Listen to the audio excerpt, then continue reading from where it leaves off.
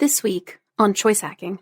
From the moment you arrive, something special happens at SeaTac Mall. Every one of our 106 stores and restaurants offers so much variety and with such style. A friendly, relaxed atmosphere to shop in, and events on the mall every week.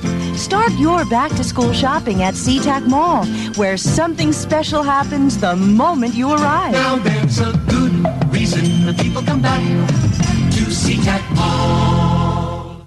If you're of a certain age, you probably remember the heyday of the American Mall, whether you lived it in real life or through movies and television.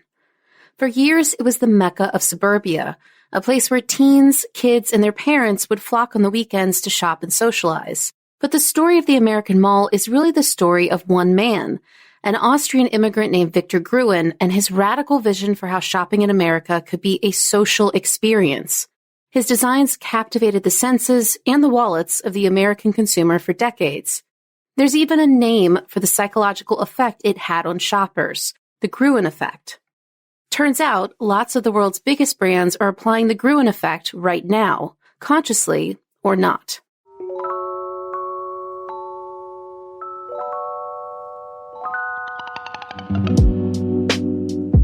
I'm Jennifer Clinehens, and you're listening to Choice Hacking, a podcast about applying behavioral science and psychology to business, marketing, experience design, and more. Join me today as we examine how some of the world's biggest brands, like IKEA and Target, have harnessed the Gruen Effect. But before we get started, let's give a shout out to the company that helps bring you this podcast, Calendly. Calendly is the modern scheduling platform that makes finding time fast and simple. I love Calendly, and I use it to schedule podcast interviews, time with my consulting clients, and catch up with my team too. Because when connecting is easy, your teams can get more done. To learn more about how Calendly can help you, just visit choicehacking.com/Calendly. That's choicehacking.com/Calendly. Now, on to the show.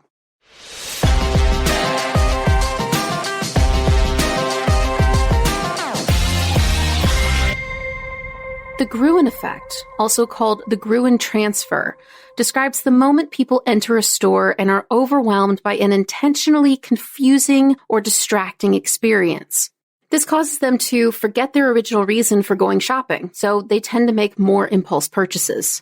Customers also lose track of time and become engrossed in this new experience. What we might take for granted in today's shopping experience can basically be traced back to the work of Victor Gruen.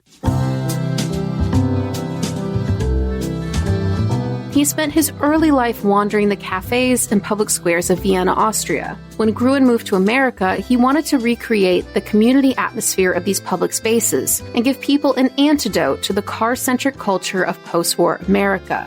His solution was what we'd now call a mall. The Dayton Company, which would eventually become the Target Corporation, actually commissioned Gruen to build the very first indoor climate-controlled shopping mall in 1952. Called the Southdale Center, it was a cathedral to capitalism, giving the residents of Minneapolis, Minnesota, the perfect way to escape the harsh winter weather and a social destination for the long summer nights. Everyone's shopping at Southdale for Christmas. Shopping at Southdale is fun. They've got oodles of toys for the girls and boys. At Southdale there's something for everyone. Come as you are in a bus or a car. It's warm as the spring there. The temperature's grand. Shop at Southdale for Christmas in Southdale's Wonderland.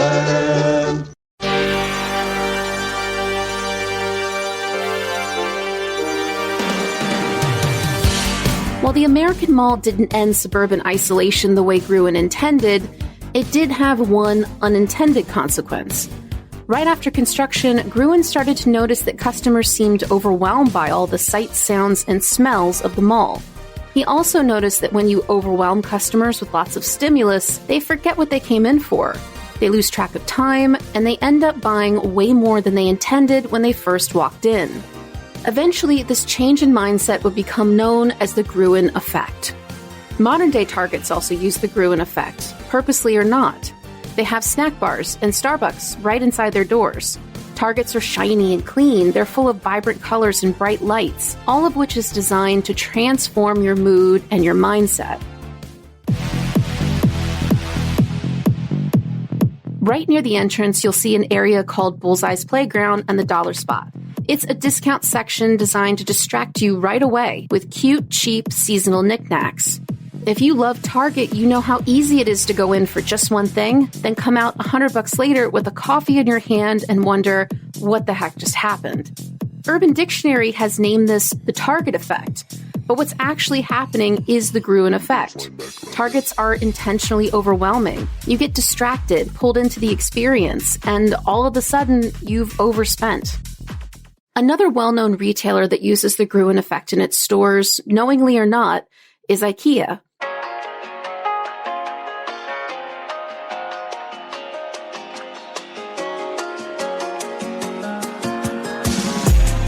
First, IKEA's store layout is what's called a fixed path design.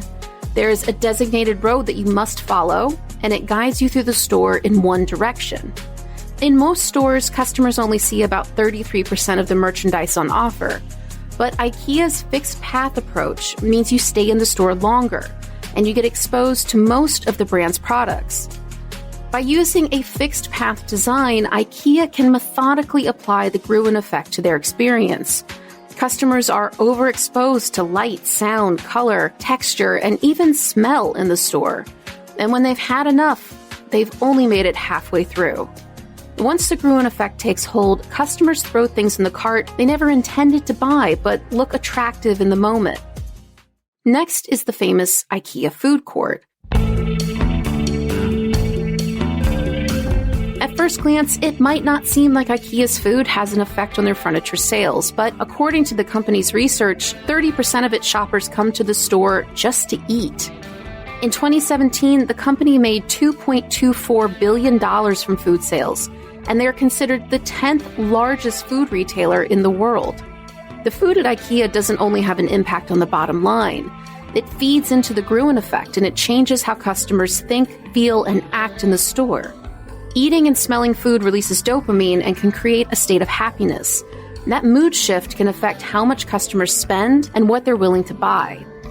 As Gert Devalt, former head of IKEA food operations, told Fast Company, quote, "We've always called the meatballs the best sofa seller. When you feed them, they stay longer. They can talk about their potential purchases, and they make a decision without leaving the store." Last, IKEA uses a merchandising technique called Bulla Bulla to drive attention and sales. In Bulla Bulla, lots of items are jumbled and stacked in large bins to create the impression that there are lots of items available. Often these items are intended to be impulse buys and are replaced often to grab customers' attention. Appealing to customers' emotions and senses when they're shopping might seem like a perfect approach. If we can make the store more entertaining and customers buy more than they intended, that's a win for the business. But it is worth noting the Gruen Effect could be considered a dark or deceptive pattern when taken too far. Victor Gruen himself disavowed the effect as manipulative and spent much of his later career distancing himself from the idea. So make sure that if you apply this effect, you do so responsibly. Look after the needs and desires of your customers first and resist the temptation to sell at all costs. Thank you for listening to the Choice Hacking Podcast. Don't forget, you can learn more about behavioral science and psychology applied to business when you subscribe to the free Choice Hacking newsletter.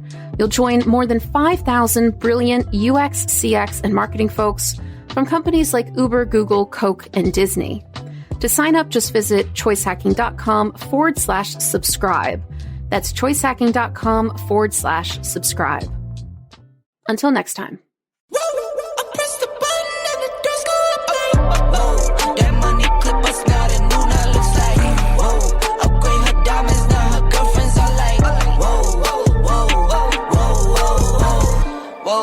I hit recorded, drop, you can't ignore it. I'm transforming now these cars and planes, I'm always boarding. Just out touring down in Charlotte like I play for Hornets.